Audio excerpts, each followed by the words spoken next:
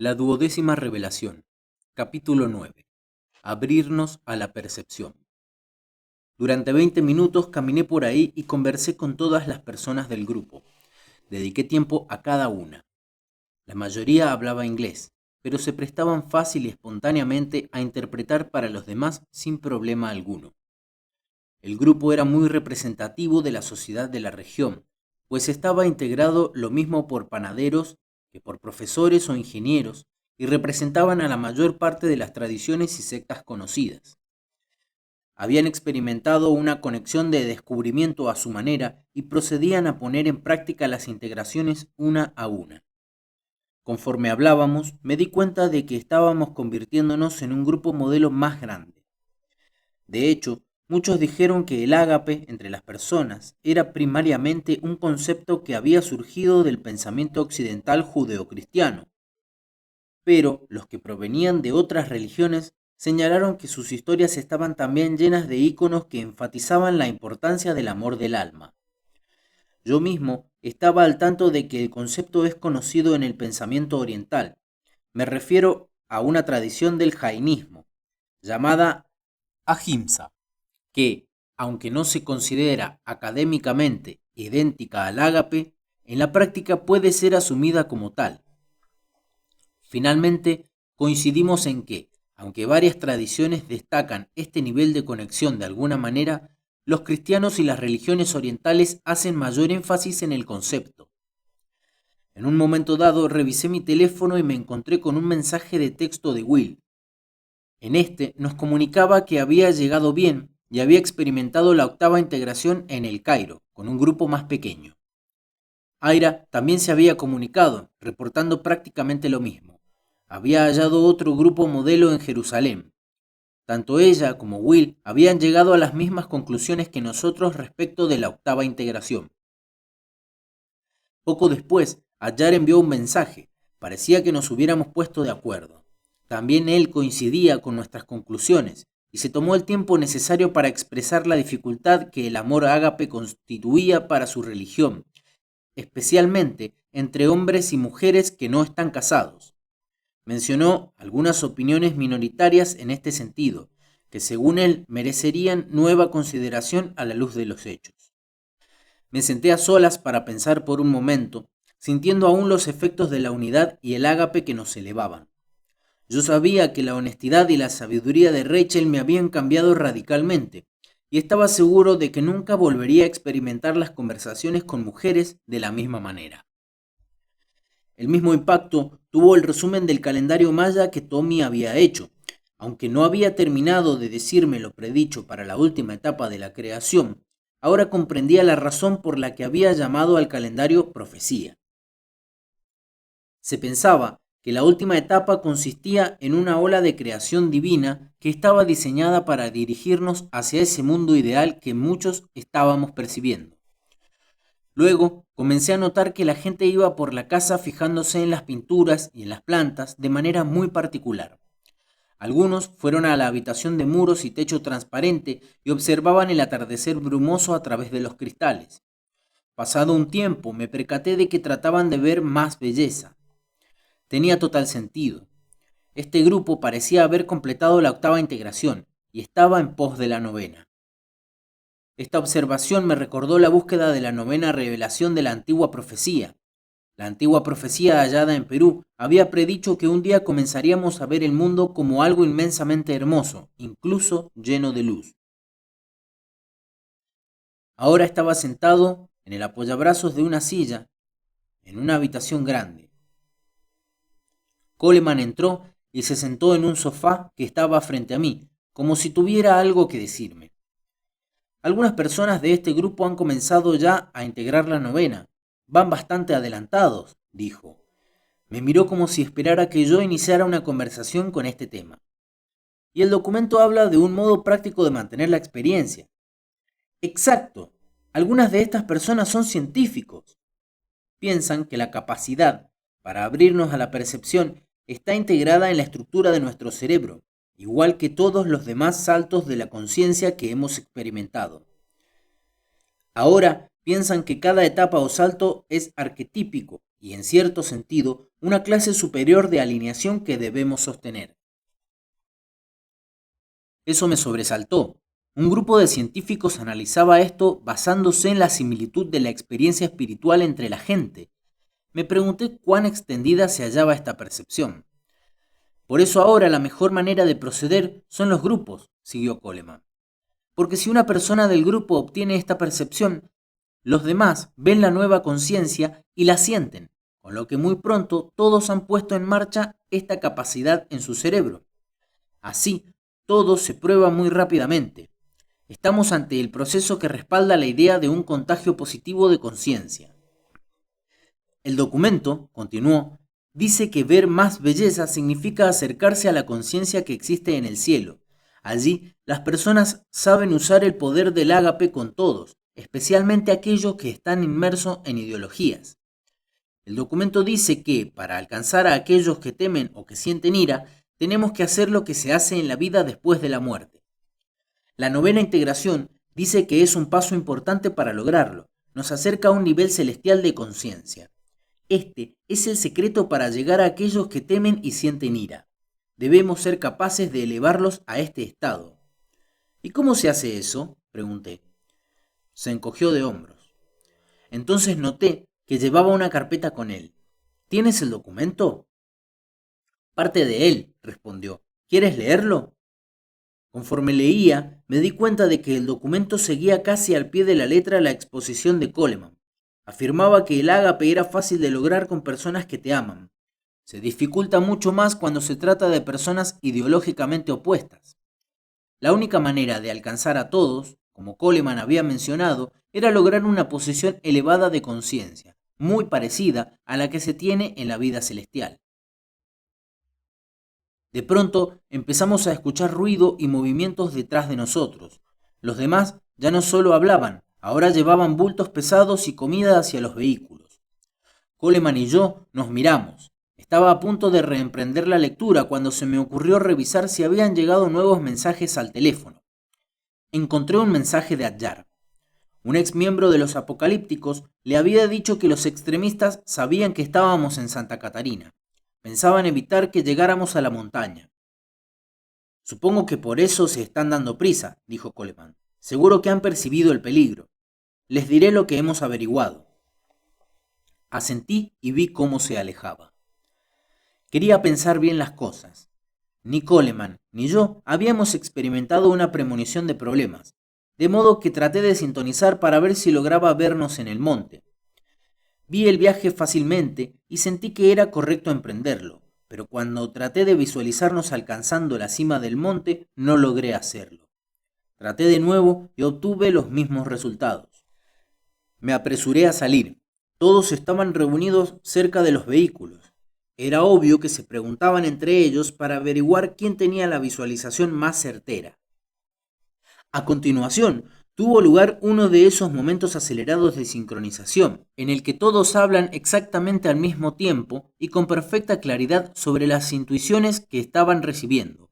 La conclusión era virtualmente unánime.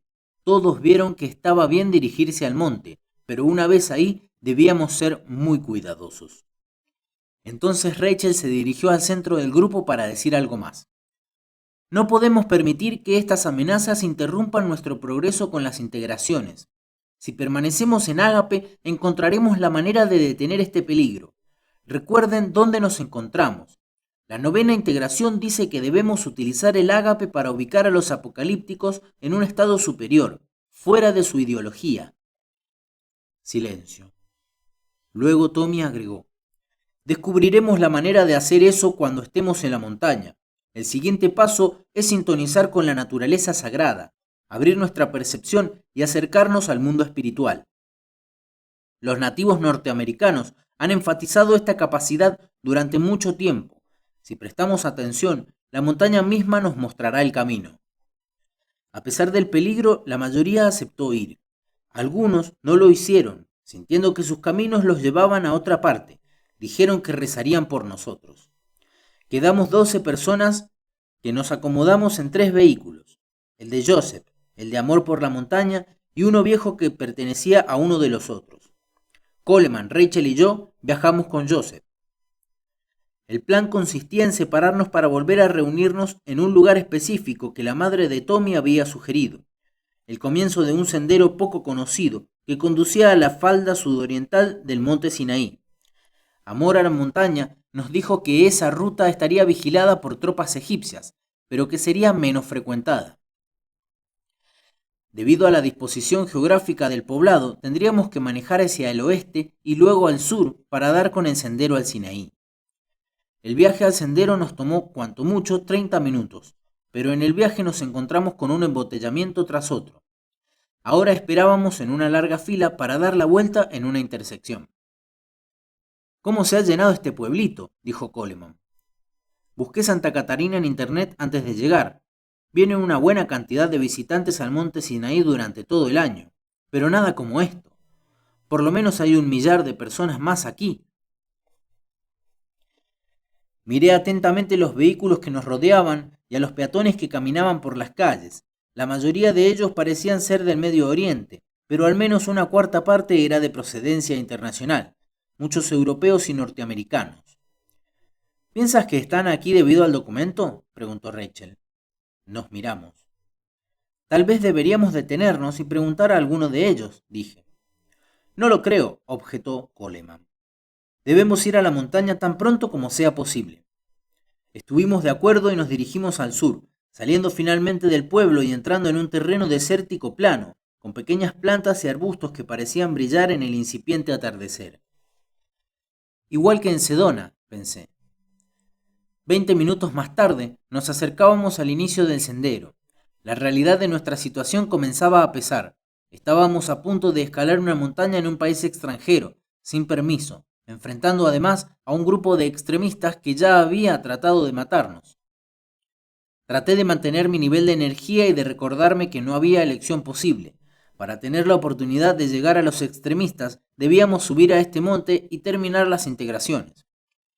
Tengo un hermano que es un alto oficial en esta zona, dijo Joseph abruptamente.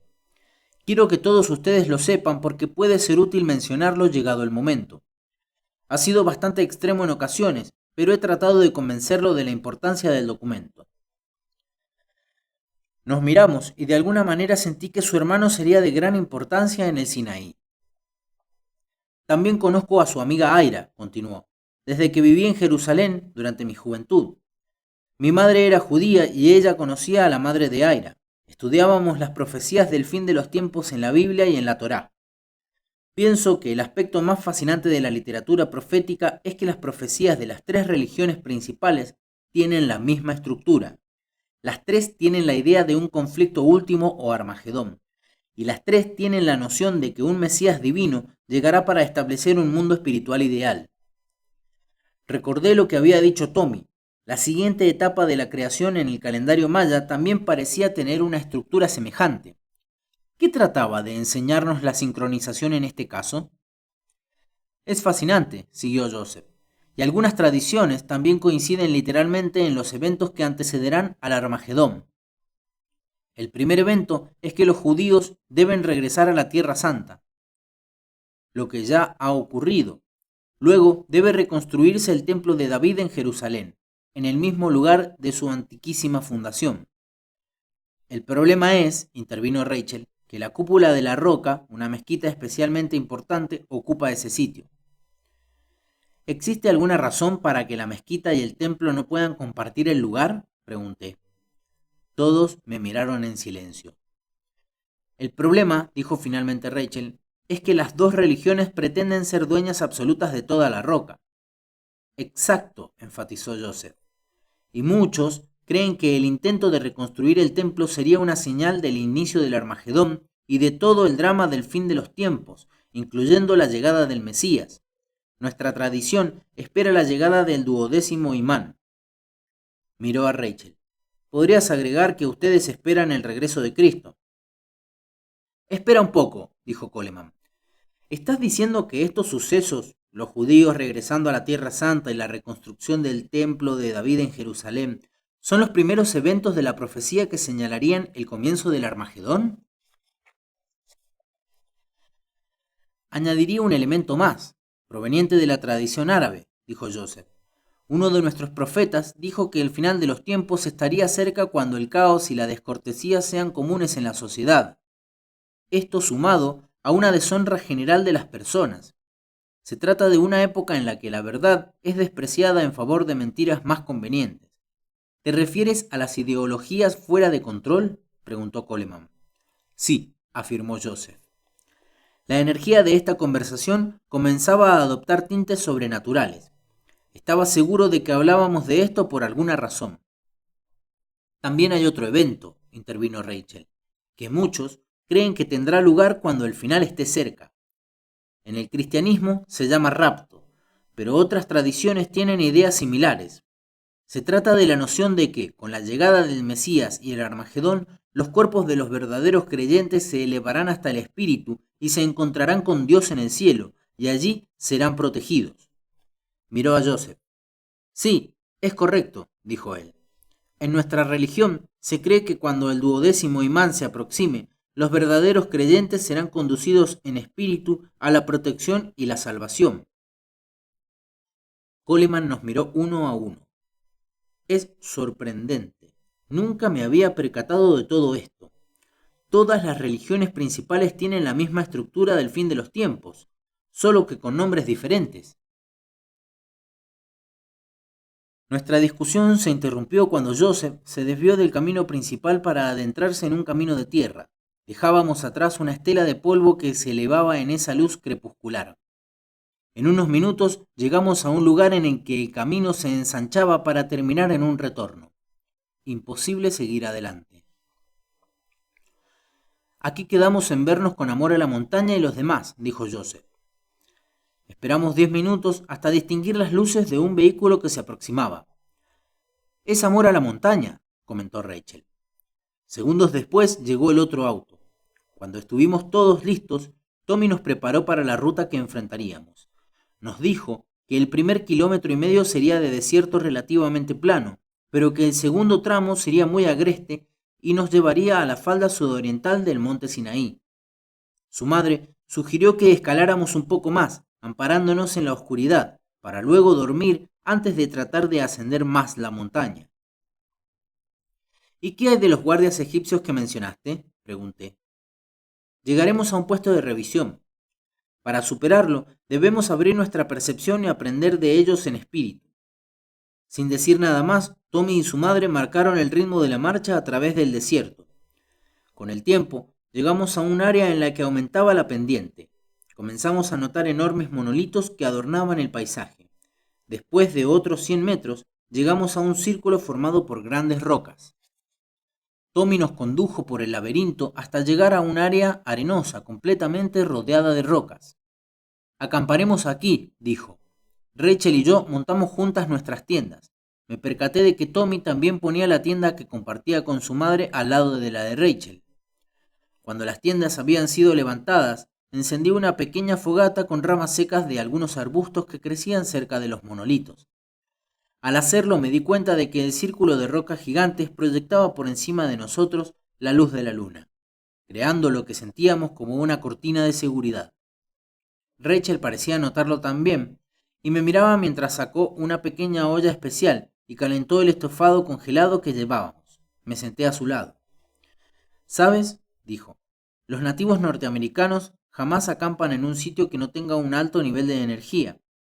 Hablé con la mamá de Tommy y de todas las montañas que ha visitado, su favorita es la cordillera del Sinaí. Rachel me regaló una sonrisa. Dice que aquí es más fácil conseguir la iluminación. Al día siguiente fui el primero en despertar. Al salir de la tienda vi que comenzaba a asomar la luz por el este. Recolecté un poco más de madera, alimenté el fuego y me senté. En lo alto, los jirones de nube empezaban a enrojecer con la luz del amanecer. La madre de Tommy salió de su tienda y caminó como si buscara algo. Salió del círculo de rocas y tardó en regresar. Los demás salían también de sus tiendas. Finalmente se acercó y preguntó, ¿has visto a Tommy? Salió de la tienda durante la noche. ¿Qué?, dije sobresaltado. Trató de calmarme. No te preocupes, lo ha hecho antes. Hemos estado aquí muchas veces y conoce bien el área, de modo que, a menos que sientas algo diferente, lo mejor, creo, será esperar su regreso. Traté de sintonizar, pero no lograba concentrarme. No sabía cómo podía ella estar tranquila. Nos acababan de advertir que los apocalípticos nos buscaban y podía suceder cualquier cosa por esos lares. Se fue a comentar el hecho con los demás y Rachel se sentó a mi lado. ¿Qué sucede?, preguntó Rachel. Le comenté que Tommy se había ido. ¿Solo? ¿No deberíamos estar buscándolo? Su madre no parece estar preocupada, prefiere esperar su regreso.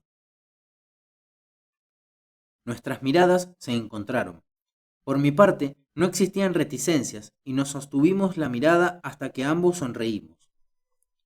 De pronto vi una imagen de Tommy en mi mente. Estaba arriba en la montaña y yo estaba con él. La visión constituía una clara intuición. Miré a Rachel, que se encontraba en profunda reflexión y ligeramente triste en apariencia. Creo que debo ir a buscar a Tommy. ¿Y tú? Negó con la cabeza mirando a la distancia. Debo quedarme aquí. Recogí mis cosas. Rachel caminó hasta su tienda y regresó sosteniendo una pluma de ave. Es la pluma guía que me dio Wolf, dijo. Bromeó diciendo que servía para reunir a dos espíritus y que sabría qué hacer con la pluma cuando llegara el momento justo. Me dio la pluma. Yo la tomé y sonreí. Luego me di vuelta para marcharme. Antes de que te vayas, quiero decirte algo, dijo Rachel. No olvides en qué punto de las integraciones nos encontramos. Debemos abrir nuestra percepción lo más pronto posible. Noté que aún quedaba en su rostro un rastro de tristeza. Te vi sintonizando justo ahora, dije. ¿Viste algo? Una lágrima rodó mejilla abajo. La limpió y adoptó una expresión de felicidad. No te preocupes, te veré a tu regreso. La pluma se encargará de eso. Me dio un abrazo y me empujó juguetona. Vamos, apúrate. Todos tenemos un destino que cumplir. Cuando me alejaba caminando, la madre de Tommy se me acercó. Parecía que tenía una idea muy clara de qué estaba haciendo. Describió la ruta hasta el área del puesto de guardia y me deseó lo mejor. Añadió que estaba segura de que todo estaba bien y de que Tommy estaba seguro cerca de esa zona. Debía tener una muy buena razón para no ir, puesto que no parecía dispuesta a hacerse a la marcha. Cuando pasé el último de los monolitos gigantes y comenzaba la subida, alguien situado a mis espaldas me llamó. Al voltear, vi a Coleman que corría hacia mí cargando su mochila. «Se supone que debo ir contigo», dijo. Lo tomé del brazo alegrándome de nuevo por disfrutar su compañía. Me miró con determinación y nos fundimos en un ágape. ¿Alguien ha mencionado la novena integración en el campamento?, pregunté. No mucho, pero todos están estudiándola. Tommy da la impresión de ser el que mejor la entiende. Seguimos caminando, esta vez sin hablar, en dirección al este, por donde se veían las elevadas cimas de piedra. Después de unos 800 metros, llegamos a una cresta inclinada que sobresalía en dirección también al este, de manera que podíamos ver el camino que serpenteaba entre los riscos y las grietas frente a nosotros. La cima tenía forma de corona. Ese es el monte Sinaí, dije. Y ahí está el puesto de guardia, respondió Coleman apuntando directamente debajo de nosotros, hacia una construcción de concreto situada en una pequeña planicie entre dos riscos. Varias antenas se aferraban a su techo de tejas y podíamos distinguir el rumor discreto de un generador eléctrico a gasolina. Dos soldados hablaban y fumaban fuera. Nos sentamos en unas rocas y nos pusimos a observar el lugar. El edificio era lo suficientemente grande para albergar a unos 20 soldados. Justo entonces escuchamos que alguien nos llamaba desde arriba. La voz era apenas perceptible. Escudriñamos el área hasta ver a una persona que movía los brazos a unos 70 metros camino arriba. Era Tommy. Nos apuramos a subir la colina y pronto vimos su rostro sonriente. Nos ofreció agua que había servido en un recipiente de metal y la bebimos con gusto. El agua estaba maravillosamente fresca. ¿De dónde viene este agua?, pregunté. De allí, dijo. Pueden llenar sus cantimploras. El agua cristalina salía de las rocas y caía a unos 7 metros hasta desaparecer en una grieta. Pensé que no había agua en este desierto, dijo Coleman. Lo llaman el manantial de Moisés, respondió Tommy. Coleman y yo nos miramos. Capté la mirada del joven. Estás aquí por alguna razón. Tommy, ¿qué estás haciendo en este lugar? Miró en dirección al puesto de guardia. Hace varios meses conocí a uno de los oficiales de la estación. Yo creo que piensa que soy un vagabundo, un profeta o algo así. Se me había terminado el agua y él me dijo dónde encontrar este manantial. He hablado con él varias veces durante mis viajes en esta montaña. Sabe del documento, pero ha sido siempre muy reservado al tocar ese tema. Creo que también conoce al hermano de Joseph. ¿Qué? Dije mirando a Coleman. Joseph dijo que su hermano era un oficial de alto rango en este sitio, un comandante. Vi a mi amigo hablando con un hombre muy grande, tenía aspecto de oficial de alto rango. Miré a Coleman. ¿Dónde estaba Joseph esta mañana? Ya se había ido del campamento, respondió Coleman. Su tienda estaba junto a la mía y me despertó al alejarse caminando. Todavía estaba oscuro. ¿Has visto a Joseph hoy por aquí? Pregunté a Tommy. Negó con la cabeza. Nadie ha estado por aquí, excepto los 2 soldados de allá abajo. Pienso que podríamos colarnos entre esos 2 sin que nos vieran, dijo Coleman. No es momento todavía, advirtió Tommy. No nos permitirán subir a la montaña hasta que aprendamos a ver. Nos quedamos en ese lugar por largo tiempo. Tommy dijo que debíamos esperar a que el sol estuviera en la posición correcta antes de tratar de abrir nuestra percepción. Explicó que, cuando el sol estaba a punto de ponerse, irradiaba una luz de misterio y entonces podían ocurrir eventos extraordinarios. Coleman y yo pasamos la mayor parte del día hablando de la antigua profecía y lo que había ocurrido en Perú. En la novena revelación, la profecía había predicho que la humanidad aumentaría lentamente su nivel de energía y que, sistemáticamente, se incrementaría también el nivel de percepción. La pregunta era cómo practicar esa habilidad. Hablamos de esto por largo rato, mientras compartimos una barra de granola y esperamos pacientemente que el sol descendiera en el cielo. Finalmente llegó el momento y Tommy nos dijo que reuniéramos nuestras cosas. El sol apenas asomaba por el horizonte. Esta es la hora que tiene más magia, insistió. A esta hora un ser humano puede hacer cosas que no pueden hacerse a ninguna otra hora. Solo miren esta luz. Tommy señalaba hacia el este, donde estaba todo bañado por un aura de color dorado, en contraste con el azul oscuro del cielo. Las nubes se iban llenando de ocres con franjas anaranjadas. Lo que más me impresionó fue la luz que se reflejó en la roca y en la arena, produciendo aún más destellos ondulados. Descendamos al sur para llegar al desierto, dijo Tommy. Allí podremos verlo todo mejor. Tommy nos guió entre las rocas por una ruta diferente de la que habíamos recorrido Coleman y yo. Rodeábamos los riscos y bordeábamos los abismos con mucha mayor eficiencia, como si siguiéramos una brecha oculta que ni Coleman ni yo podíamos detectar. Cuando llegamos a una zona más plana, Tommy se detuvo y se sentó mirando al Sinaí. Ahora el sol se había ocultado por completo y la escena tenía un tono aún más misterioso. Nos sentamos junto a él. Miren la montaña hermana, instruyó, y concéntrense en ella completamente. Fíjense en las líneas que dibujan las sombras. Eso me interesó y comencé a darme cuenta de que la enorme cordillera tenía una forma muy particular. Me percaté de que toda cadena montañosa, ya sea rocosa o boscosa, tiene diferentes líneas creadas por sus sombras. Debido a esto, todo sistema montañoso tiene un aspecto completamente único. Ahora sintonicen con su belleza, dijo Tommy, y sientan el ágape hacia ella. Recordé mi experiencia en Perú, en Vicente, para ser preciso, cuando tratábamos de ver auras o halos alrededor de las plantas, pero tuve la sensación de que Tommy quería que observáramos algo más trascendente en el paisaje. Me concentré intensamente en la belleza de la montaña y traté de interpretarla como una forma expresiva. Y luego una ola de ágape, consecuencia de la montaña, surgió de mí. Coleman y yo nos miramos. Él también lo sentía. Ahora miren a la planta que se encuentra aquí, enfrente de nosotros, mandó Tommy. Fíjense en su singularidad y en su belleza estando en ágape. Hablaba de un arbusto bajo, compacto y redondo que parecía un helecho volante. Estaba a menos de 1 metro de nosotros. Sintonicé con la planta y miré su belleza. Igual que había sucedido antes, mis emociones explotaron con el ágape. Ahora fíjense en la montaña otra vez, dijo Tommy, y vean cómo se hacen más fuertes los colores y las formas, como si ahora tuviera una mayor majestuosidad dentro de su campo de visión. Mientras Tommy decía eso, la montaña literalmente brincó de color en un evento impresionante.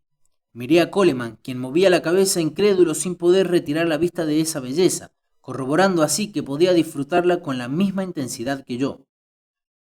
Luego me percaté de que mientras miraba a Coleman podía sentir el lugar de la montaña, aunque no la estuviera mirando. La podía sentir igual que sentía la mano que tenía detrás de la espalda, solo que con mayor intensidad.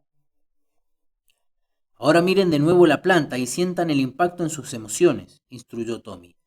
Todo lo que vemos tiene más que apariencia. Se trata también de entidades emocionales, lo que la novena llama identidad de sentimientos. Instantáneamente me di cuenta de que esta pequeña planta tenía efectivamente una identidad emocional al igual que la montaña. Experimenté una revelación súbita y comprendí que todos tenemos muebles favoritos o por qué regresamos una y otra vez a ver un paisaje. Los objetos tienen una identidad que nos toca emocionalmente. Ahora cambien de enfoque y altérnenlo entre la montaña y la planta. Lo hice, concentrándome y sintiendo la lejana montaña para luego hacer lo propio con la planta que estaba muy cerca. Al principio no ocurrió nada, pero luego, de pronto pude verlo de una manera nueva y sorprendente. Solo puedo describirlo como estar perfectamente concentrado en ambas cosas al mismo tiempo. Me puse de pie y miré a mi alrededor dándome cuenta de que todo respondía al mismo hiperenfoque, lo que creaba un efecto tridimensional mejorado. Todo irradiaba una increíble claridad de color, forma, belleza y existencia, todo al mismo tiempo. Más aún, parecía que mi conciencia se estiraba, como si con extender el brazo fuera posible tocar la nube más lejana o la última cima rocosa. Y entonces recordé mi experiencia en la montaña secreta, cuando superé una preocupación por el espacio cósmico. Volví ahora a ese estado de conciencia. Tommy se percató de ello y dijo: es la conciencia que ha empezado a hacerse accesible conforme se aproxima a la siguiente etapa de la creación. Coleman daba la vuelta y miraba en todas direcciones. Tuve la sensación de estar mirando en 3 dimensiones de forma expandida, como en las películas. Me pregunté si la popularidad en aumento de las películas en 3D provendría de la intuición inconsciente de que estamos cerca de ver las cosas así. ¿Se abría un nuevo camino en el cerebro humano? El extraordinario aspecto de esta manera de ver era que en ese momento parecía muy fácil y natural hacerlo. Coleman tomó mi brazo y me miró radiante. Así fue en la montaña secreta, dijo, solo que ahora parece más normal. Esa era la palabra, normal.